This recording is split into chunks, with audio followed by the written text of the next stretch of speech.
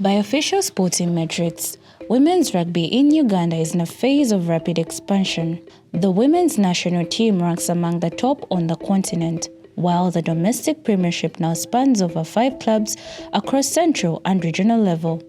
Rapid organizational expansion creates measurable governance demands, from athlete medical coverage and travel subventions to structural equity in resource allocation. Evaluating the state of the game requires looking past on-pitch performance to examine the financial and administrative framework supporting it.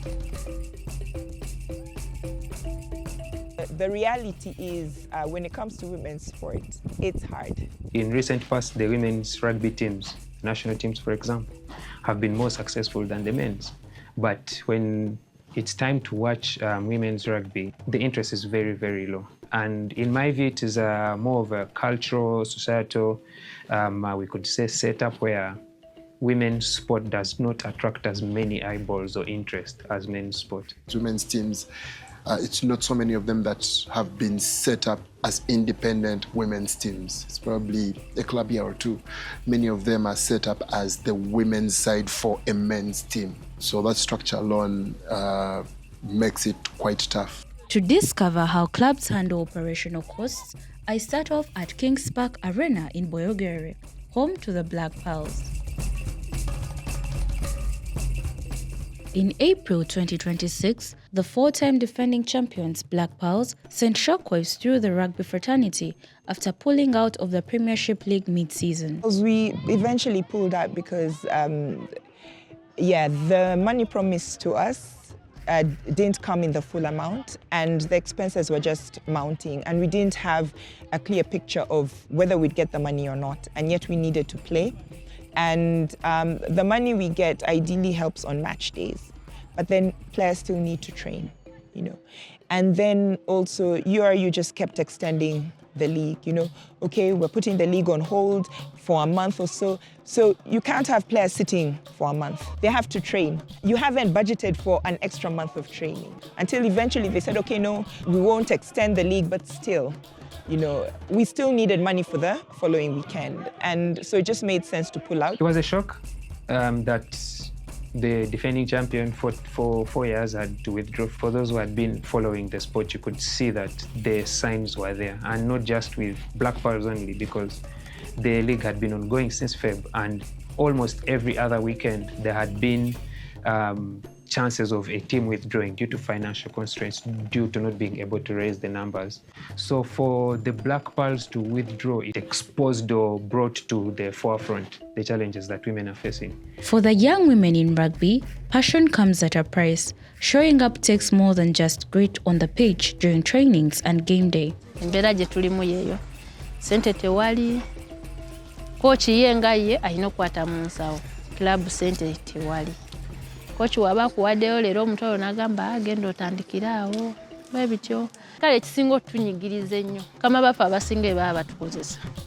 Ye tayagala mubuulira mbu oba olinayo sports gy'okola ki? Gy'okola. When it comes to the women, there are a lot of biases where people are like, oh, you mean women are playing rugby, that tough sport or what? But then on the other hand, for some, they may be in a job, but even the job is not good. It's exploitative. They want to play rugby, but the job is paying very little. Moba mu trainings, ate from nowhere esente ne zibula nga muyina okutuula ewaka ojagamba kati njagenda ku kisaawe kukola ki. Nothing I'm going to do there. Let me just stay at home or at work nkole. Ogenda okumerawo nga ozeeyo emabega nnyo nga you need to rebuild again. It's easy to walk into a room and you'll find that, if the men win, they will take 5 million. Yes, that's just how high, prize monies get in as far as the sport is concerned. When the women win, maybe the winner will get 3 or 2 million. And you can imagine for that women's team to be in that tournament, they have paid probably the same amount of transport expenses to be there as the men's team. They're paying about the same that a men's team will pay if they get to have to sleep in a hotel. In the financial year 2025-2026, 580 billion shillings was allocated to sports funding. Of it, 52 billion shillings was specifically allocated to sports federation. I think the current leadership has done a tremendous job of lobbying and getting government interest in the sport over the last couple of years. And so it has brought in quite a bit of money, but it's a game that is growing on the commercial front, and it's only a few organizations that are investing money in there. Those that have structures around them bigger than rugby have found a way to stabilize, and it's not so many of those. And even when that has happened, it is more of corporate sponsorships that are coming through. So we've not grown enough as far as, project funding gets to go, where you say maybe we have causes around malaria, causes around cancer and all of those, and therefore attracting funding into the sport, which would usually be more than what a corporate company would be willing to commit to a game. This year, approximately 460 billion shillings has been allocated to sport. Out of the massive vote, 191 billion shillings is dedicated directly to national sporting federations, including key bodies like the Uganda Rugby Union. What comes from the government is usually tailored to national team activity. The union is supposed to facilitate all participants of these competitions that are bringing together the people invested in the game. Facilitate in terms of transportation of teams to the competitions. Sometimes it goes into welfare as far as hydration is concerned. Then we go to prize money and rewarding for MVPs and top scorers and basically excelling individuals, as well as providing match officials and technical staff and support for all the participants in the competitions. Where do the national team players come from? And so if there are no clubs, there's no national team. And it's wrong to put more on the money in the national teams, because that is not growing the sport. Most of the money needs to go to development.